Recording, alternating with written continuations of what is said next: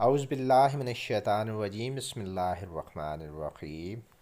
بنی اسرائیل کا واقعہ ہے کہ ایک مرتبہ ایک نیک خاتون کسی باغ میں گئی تو دو شخص اس نیک خاتون کے پاس آ گئے اور کہنے لگے، تم ہمارے ساتھ بدکاری کے لیے راضی ہو جاؤ، ورنہ ہم دونوں یہ کہیں گے کہ ہم نے تمہارے ساتھ ایک آدمی کو بدکاری کرتے ہوئے دیکھا تو آدمی بھاگ گیا اور ہم نے تمہیں پکڑ لیا۔ یہ سن کر وہ نیک خاتون کہنے لگی، میں تمہاری بات کبھی نہیں مانوں گی۔ وہ دونوں آدمی اس نیک خاتون کو پکڑ کر لوگوں کے پاس لے آئے اور اس خاتون پر گناہ کی تہمت لگا دی۔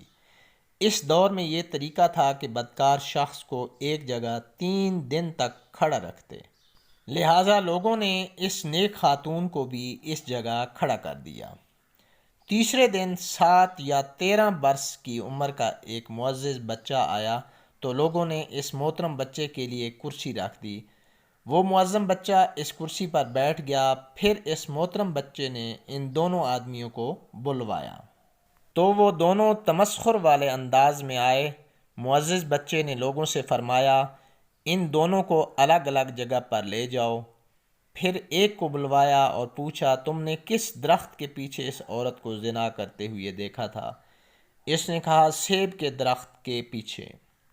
پھر اس محترم بچے نے دوسرے کو بلوا کر پوچھا تو اس نے کچھ اور جواب دیا۔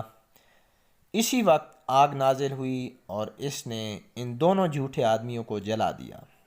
اس طرح معزز بچے کی حکمت عملی کے سبب اس نیک عورت نے اس تہمت سے چھٹکارا پا لیا اور بدکرداروں کو ان کے کیے کی سزا مل گئی۔ کم عمری میں منصب عدالت پر فائز ہونے والے یہ معزز اور محترم بچے اللہ کے پیارے نبی حضرت دانیال علیہ السلام تھے۔ سبحان اللہ۔